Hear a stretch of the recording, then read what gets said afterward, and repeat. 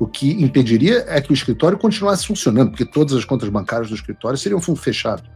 Não tem escritório sem conta bancária. Um escritório que se torna absolutamente tóxico. Na prática, o que o Trump faria era quebrar o Alexandre. E eu repito, Paula, eu não acho que essas sanções elas devam parar no ministro e na esposa, porque o contexto é muito maior do que o próprio Brasil. Olá, pessoal, sejam bem-vindos. O meu nome é Bruno. Se você gosta e apoia o nosso conteúdo, então deixa o seu like e inscreva-se no canal.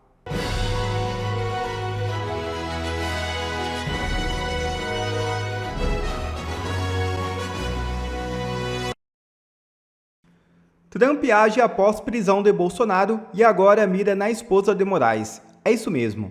Após a prisão domiciliar decretada contra o ex-presidente Jair Bolsonaro por ordem do ministro Alexandre de Moraes do Supremo Tribunal Federal, o presidente dos Estados Unidos, Donald Trump, começou a considerar medidas de retaliação que incluem sanções à esposa do magistrado, a advogada Viviane Barsi de Moraes. Nesta terça-feira 5, a Casa Branca deu início a discussões internas sobre uma série de ações em resposta à decisão de Moraes. Entre as propostas estão a ampliação de tarifas comerciais impostas ao Brasil, a aplicação da Lei Magnitsky a outros integrantes do STF e a possível suspensão de vistos para juízes auxiliares da Corte, membros da Polícia Federal, procuradores e parlamentares com ligação direta a decisões do Supremo. Entre todas as medidas debatidas, as sanções direcionadas a Viviane Barsi de Moraes aparecem como a mais concreta até o momento. A avaliação nos bastidores de Washington é que penalizar a advogada representaria uma extensão simbólica e prática das punições que já atingem Alexandre de Moraes, agora sob a vigilância da Lei Magnitsky. Caso a medida seja aprovada, o escritório Barsi de Moraes enfrentaria limitações severas, como a proibição de estabelecer contratos com cidadãos norte-americanos ou empresas que mantenham relações comerciais com os Estados Unidos, afetando diretamente sua atuação internacional. Durante a primeira aplicação da Lei Magnitsky contra Moraes, o governo Trump não havia incluído a esposa do ministro entre os alvos das sanções. Que, por exemplo, essa notícia do Paulo Capelli, talvez do Metrópolis, deu uma linha do que Donald Trump quer. Vejam o título. Trump avança para sancionar esposa de Moraes após prisão de Bolsonaro. E o texto diz assim: após o ministro Alexandre de Moraes determinar a prisão de Jair Bolsonaro, o presidente dos Estados Unidos, Donald Trump, avança para aplicar sanções à esposa do magistrado, a advogada Viviane Barsi de Moraes. Nessa terça-feira, a Casa Branca passou a discutir um conjunto de medidas em respostas à prisão do Bolsonaro, entre elas a ampliação do tarifaço ao Brasil, verdade, a aplicação da Lei Magnitsky a mais integrantes do Supremo e a suspensão do visto de juízes auxiliares da Corte, de autoridades da Polícia Federal e da PGR e de políticos com atuação no STF. Até o momento, as restrições a Viviane Barsi de Moraes são as medidas mais concretas em análise.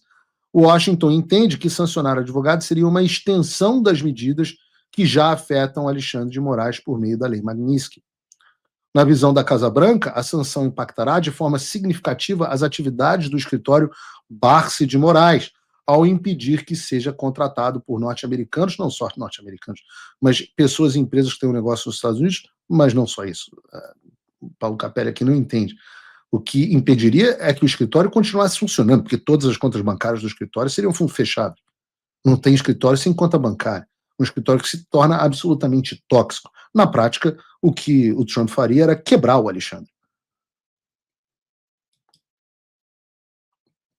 A ampliação do tarifato ao Brasil é outra possibilidade, mas não conta com o apoio do Eduardo Bolsonaro e do jornalista Paulo Figueiredo, que participam das conversas. Não, nem participamos das conversas, as conversas são feitas lá.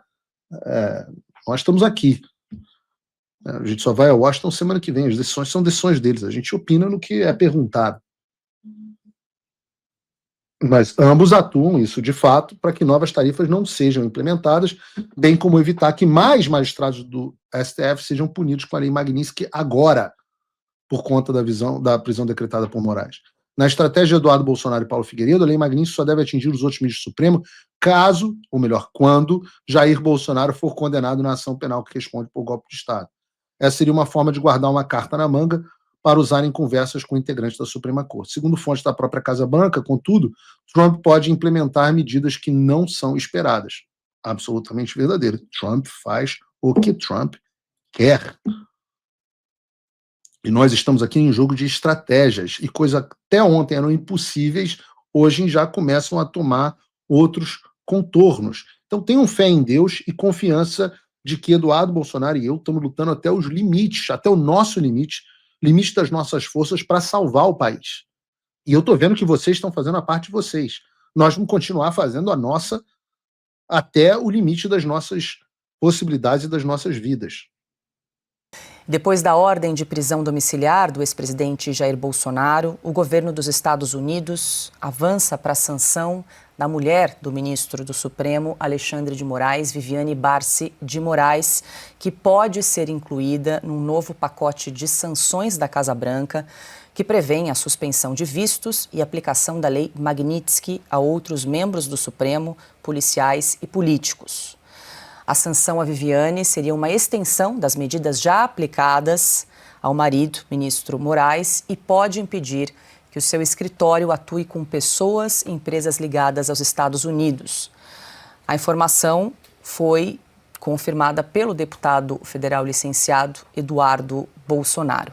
Ana, quero te ouvir, a gente trouxe aqui a repercussão internacional, o Departamento de Estado, o Departamento para Assuntos do Hemisfério Ocidental, você já havia mencionado, também se manifestando sobre a prisão de Bolsonaro, e inclusive você chamou a atenção em português também, né, Ana? E o Christopher Landau, que é o segundo nome do Departamento de Estado, abaixo de Marco Rubio, também se manifestou. Quer dizer, é um gesto importante essa manifestação nas redes sociais em apoio ao ex-presidente, Ana? Muito importante, Paula, porque a reação, além de ter sido também em português, inclusive a embaixada americana também, né, retuitou essas declarações oficiais do Departamento de Estado em português, nós estamos falando de uma reação imediata.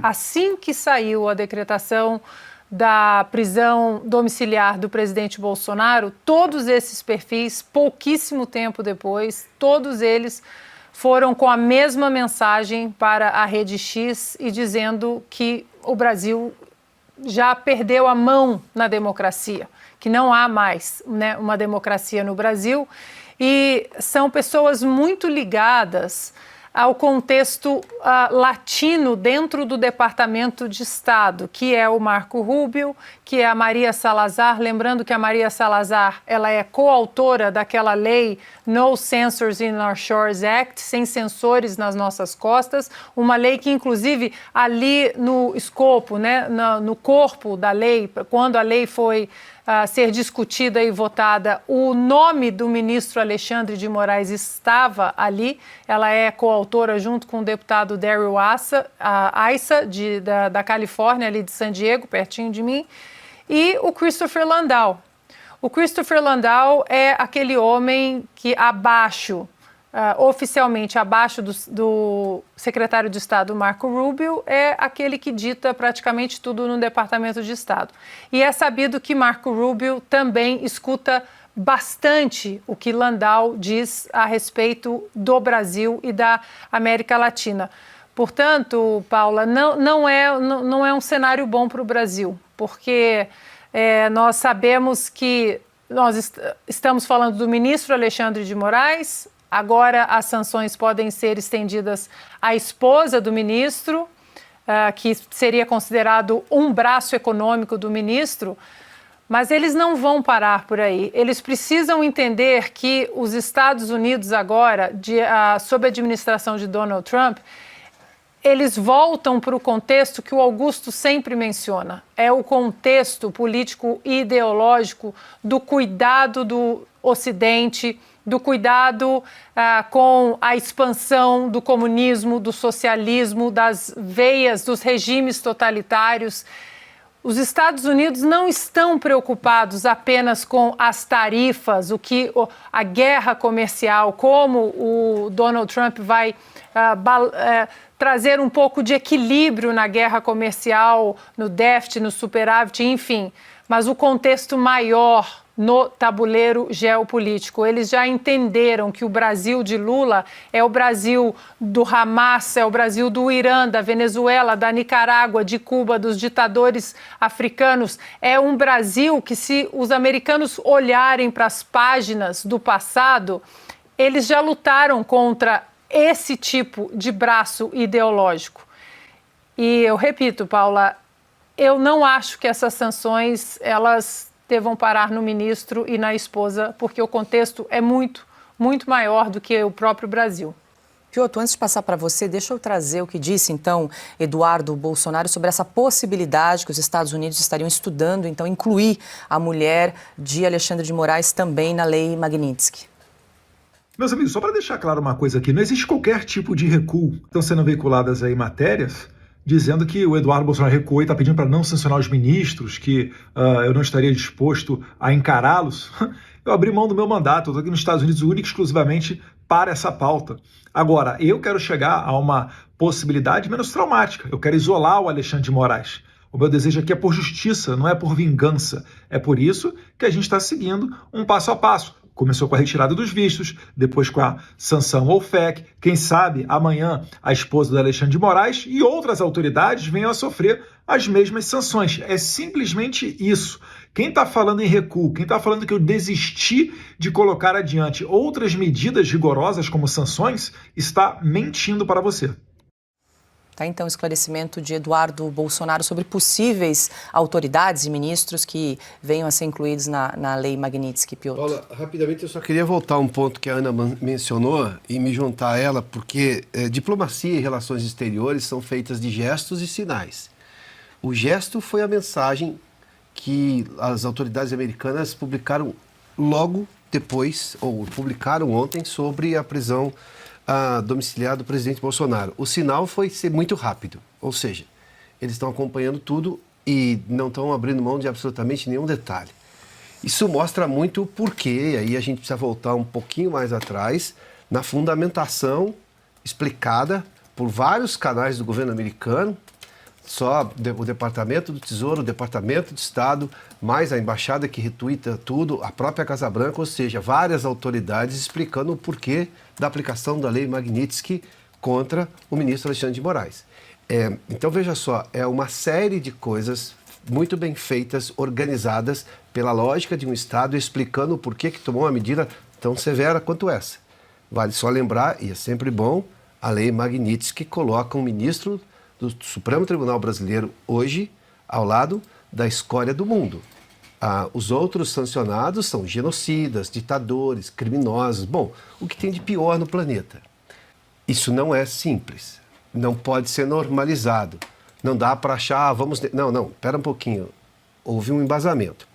Quando agora vem essa informação da possibilidade de extensão, é porque, claro, se você fica sem contas, mas você tem lá uma esposa, no caso do ministro Alexandre de Moraes, advogada, pertence a um escritório, enfim, e que pode dar suporte, a ideia é justamente asfixiar aquela pessoa que violou todos os direitos humanos, né? Graves acusações de violação dos direitos humanos. O que pode ajudá-lo a permanecer, obviamente, vai ser também analisado. É uma extensão da aplicação da lei. Simples assim.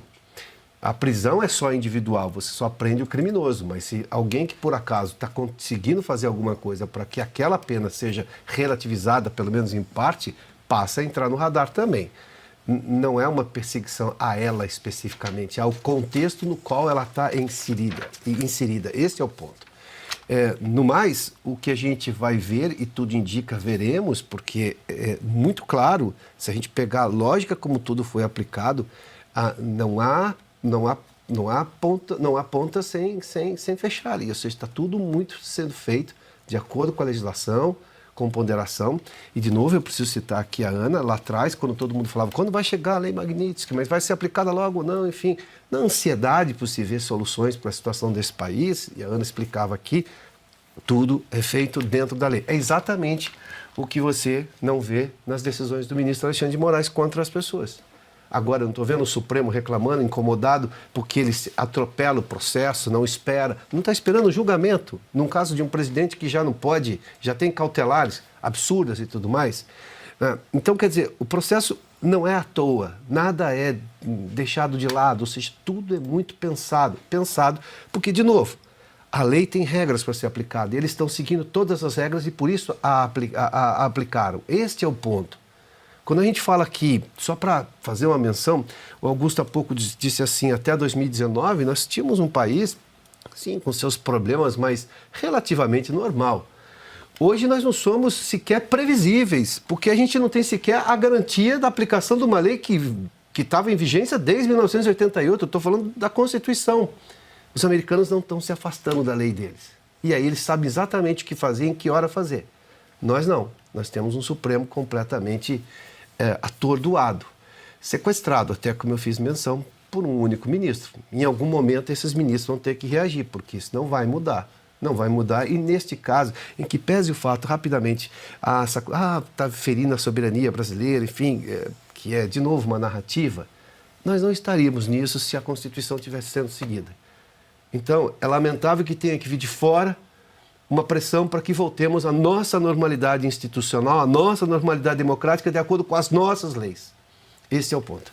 Rapidamente, Diga, Paula, só para explicar para a nossa audiência, diferentemente do que a imprensa, eu não digo progressista, né, porque de progresso não tem nada, né, Augusto? A imprensa regressista, esquerdista, enfim, os anti-yankees e tal. O que eles vendem? Eles vendem a narrativa de intromissão o tempo todo dos americanos, são intrometidos. Eu sei que existe uma apreensão e uma ansiedade muito grande por parte de nós brasileiros, porque nós estamos vivendo esse desmando, estamos vivendo sob esse regime de exceção já há alguns anos. No entanto, os americanos eles são muito cuidadosos com as leis e com suas medidas.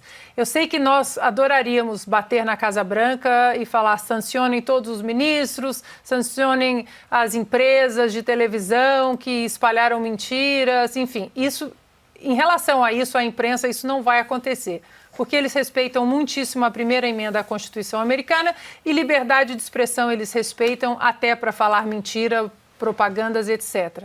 Mas no caso da Magnitsky e dos outros ministros e outros políticos também, eles dão a oportunidade de recuo.